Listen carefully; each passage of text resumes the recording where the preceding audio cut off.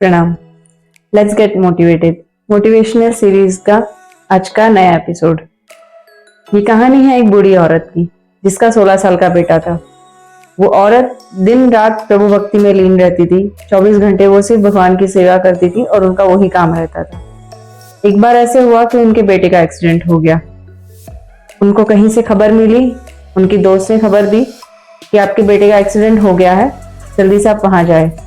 फिर उन्होंने ये कहा कि तुम इतनी भक्ति करती हो ईश्वर की, फिर भी तुम्हारे बेटे का एक्सीडेंट हो गया।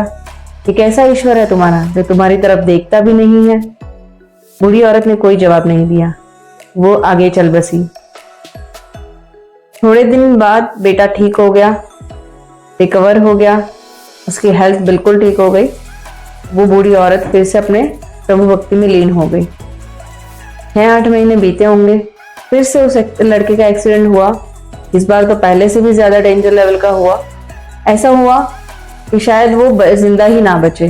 डॉक्टर्स ने हाथ खड़े कर दिए थे कि अगर 24 घंटे में आपका बेटा बचा तो उसकी किस्मत, अदरवाइज बचने की कोई पॉसिबिलिटीज नहीं है। फिर इस बार भी बूढ़ी औरत की दोस्त ने उनको कहा, इस बार तो तुम्हारे ईश्वर ने हद ही कर दी। तुम इतनी भक्ति करती हो, फिर भी तुम्हारे बेटे की यह हालत करी है। इससे अच्छा तुम ईश्वर की भक्ति छोड़ो और अपने बेटे की सेवा में लगो। ये बात सुन के फिर भी बूढ़ी औरत ने कोई जवाब नहीं दिया। वो अपना नित्य कर्म करती रही। 8-10 महीने बीते, 1 साल बीता।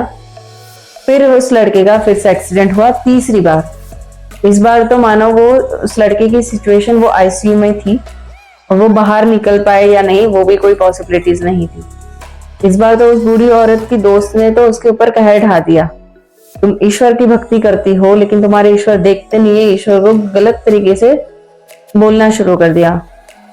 फिर उसने कहा, तुम्हारे बेटे की मुझे कुंडली दिखाओ। हमारे नगर में बहुत ही प्रखर पंडित है जो ज्योतिष विद्या के प्रखर जानकार हैं।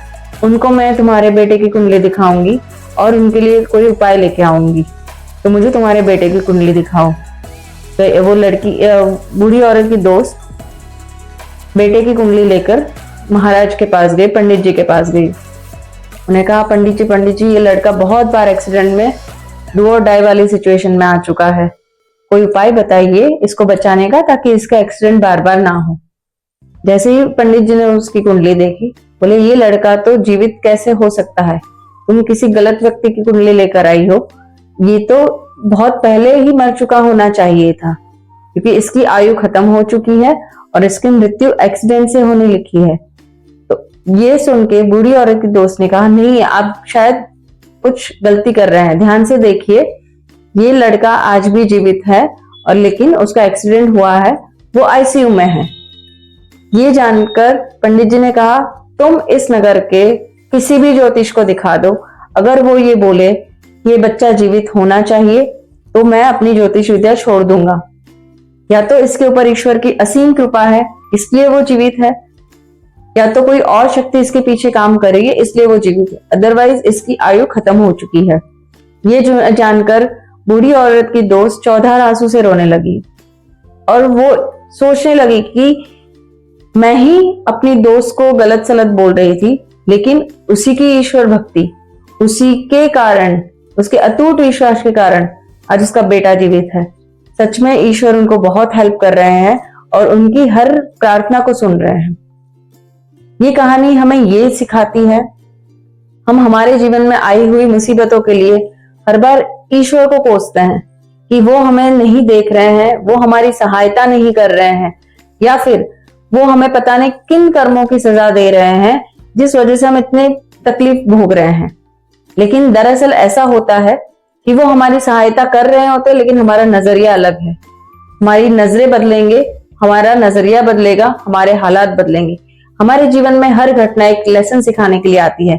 हर घटना से हमें कुछ ना कुछ सीखने को मिलता है, लेकिन हमारे अंदर अटूट विश्वास होना चाहिए उस शक्ति में, उस पावर में जिनको हम मानते हैं, जिनके प्रति हम सरेंडर हो सकते हैं। लेकिन हम क्या करते हैं, अगर यहाँ से हमारी विश पूरी नहीं हुई, हम किसी और भगवान के पास जाएंगे, कोई और काम करेंगे, शॉर्टकट अपनाएंगे, हमारे कर्मों पे फोकस नहीं करेंगे, हमारे कार्यों पे फोकस नहीं करेंगे, बस हम सिर्फ कोसेंगे।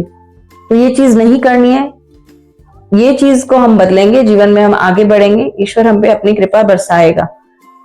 आपको इस कहानी से क्या सीखने मिला मुझे कमेंट में लिख के जरूर बताइएगा। ये कहानी आपको कैसे लगी मुझे कमेंट में लिखकर जरूर बताइएगा। Thank you so much. आपके भीतर बैठे परमात्मा को मेरा प्रणाम।